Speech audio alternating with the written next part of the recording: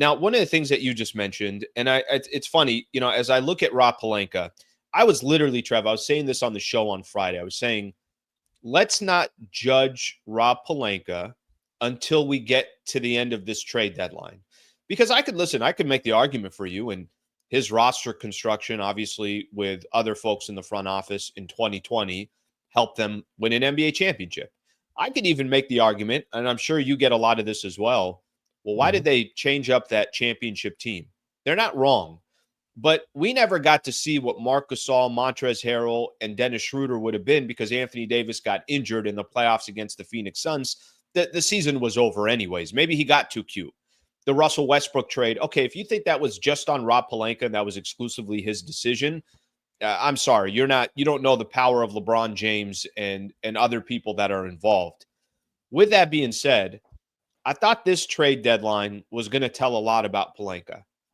He didn't go out there and make moves when everyone was saying, make a freaking move. He didn't do it in the offseason as well. And here he did his first move that he makes. I think most people are saying, wow, that was a really good move. You got a two-way player, like you mentioned, Trev. You got a player that can shoot 40+% from the three-point line. And you still kept a lot of your assets.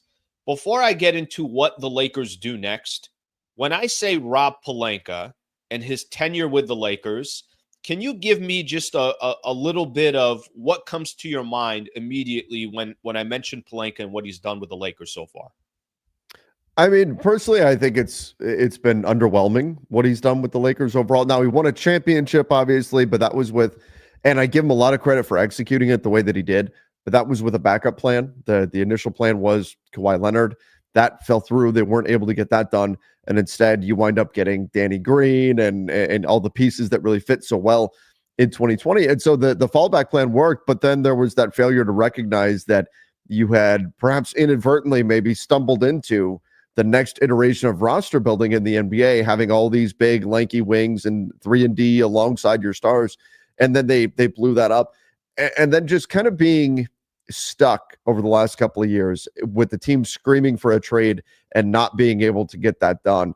This trade that he made is, I think, a good one, particularly that he got Dorian Finney-Smith without having to give up a first-round pick, which I think is critical. He did not have to give up a first-round pick to get him. I know there was a lot of expectation that it was going to cost a first-round pick, and so you give him credit here. I think this definitely helps Rob's perception among Lakers fans.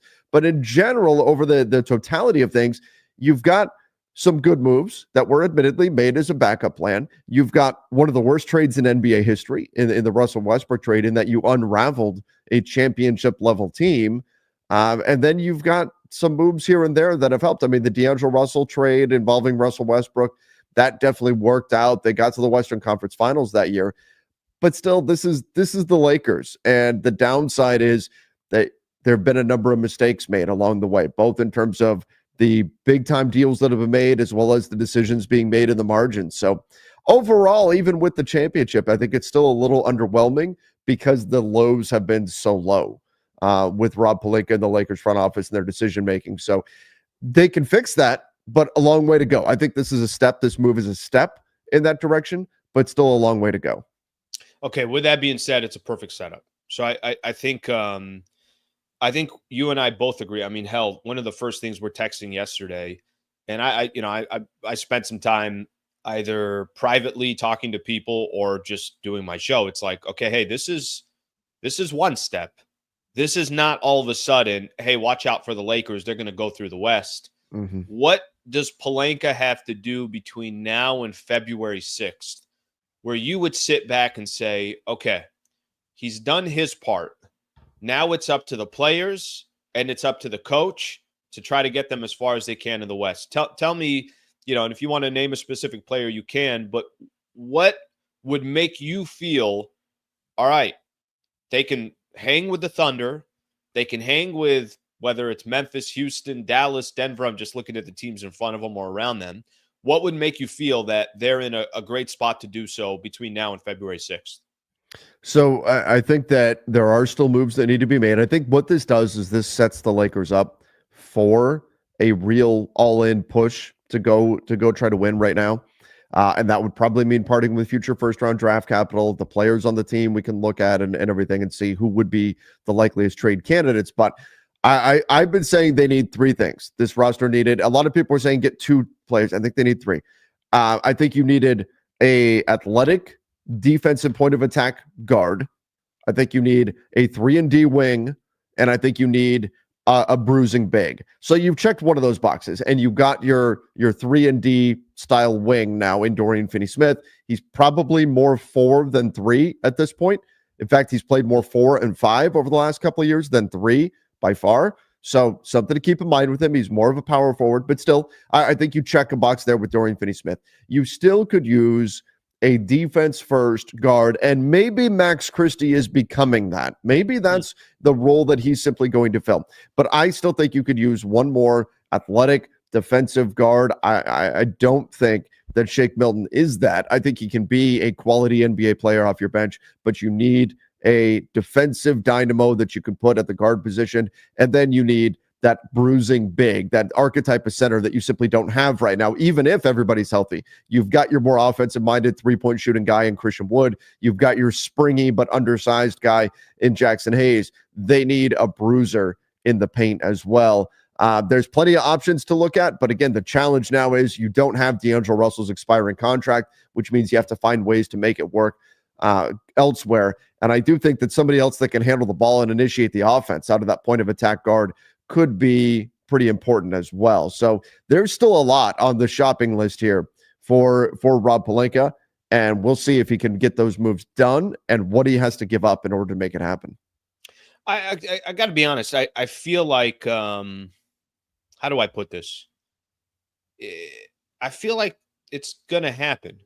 I feel like there's another move to come. I feel like I know sometimes we could look at, hey, there's a lot of pressure and you know what, teams are going to try and take advantage of the Lakers and this and that.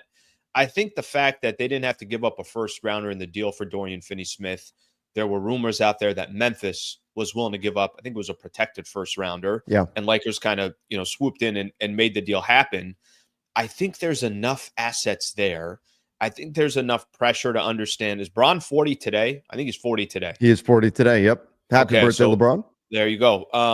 I think because of, some of the circumstances and the fact, just because here's the thing, if you're not all in right now, then do you really need to make the trade for Dorian Finney-Smith? If you're not all in right now, does it make sense to kind of the way they're positioning themselves?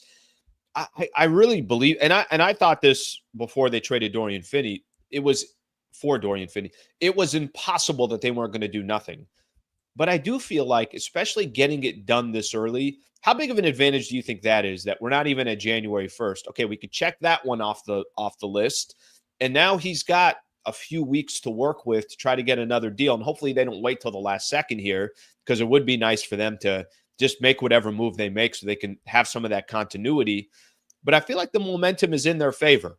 Yes. Maybe nothing happens, but I do feel like the momentum is in their favor. Yeah, and here's what they've done. And I know I'd see that somebody in the chat saying I'm always negative. I'm not being negative here. I'm just saying this is what the Lakers need to do in order you got to stop being negative, bro. I mean, this is I know I'm also negative. No, this Jesus. I think this was a good trade for the Lakers. This is a trade that should get people excited. This is not the put you over the top trade, but this puts you on the path to getting over the top. They are closer to contending now than they were yesterday. I don't think this is this gets you there move, but this puts you on the path to get there. And so what's exciting about this is now this is your Rui Hachimura trade from a few years ago. This is where you go, okay, and ironically it was also for 3 seconds, but this is, hey, we found something early in the trade deadline. Exactly. So now you've got time to look and see, hey, is Jared Vanderbilt more than a mythical figure at this point? Is he actually going to come back and play basketball and make a decision on that? I like that they went and got Dorian Finney-Smith regardless of what the Jared Vanderbilt situation is. But now you get a sense, Christian Wood, can he come back and be something? You've got a little bit of time now to catch your breath before the February 6th trade deadline. I think the one commonality we've seen from all the early moves have been that they've included expiring salary. I think you're going to have to be a little bit patient to find the moves that are going to incorporate non-expiring contracts, which is what the Lakers have to offer. Now, that might be a little closer to the trade deadline. But in the meantime, you've made a move. You've improved your team's defense. This is a JJ Redick guy. This is very much a JJ Redick move to get Dorian Finney-Smith. So I'm excited to see what he does with them. And then as the next couple of weeks unfold, you could start to figure out what the next move is and if there's an opportunity to really go all in and put you over the top. I think this puts you on the path to do that. I think it might take some time as they kind of see how this roster now fits together and then go from there. But Alan, yeah, I think there's another, at least one more move coming here for the Lakers involving a first-round pick. I think that is very much in the cards. And there's going to be an opportunity here to find something that will put the Lakers over the top. Well, let me take Pelinka's words from a year ago, or not even a year ago. It was last trade deadline. It might have been last trade deadline, or we're heading into the summer. What did he say? He's like, hey, listen, I'm going to have 3 first-round picks to work with in this. I mean, clearly the guy was shopping his picks before, any move was available or anything like that. So I do think there's a great chance. Obviously, they use one of those picks for Dalton Connect. I do think there's a great chance that another trade comes.